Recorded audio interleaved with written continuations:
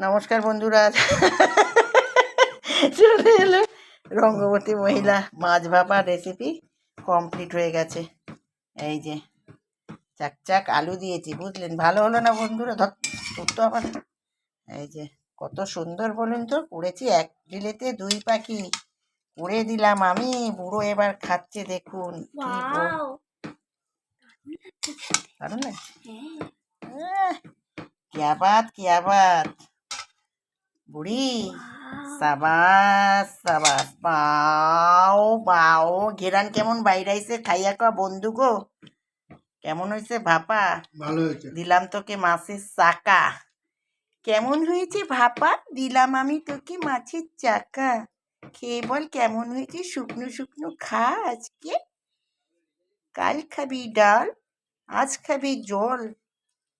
Tata বন্ধুরা, ভালো আছে? হ্যাঁ।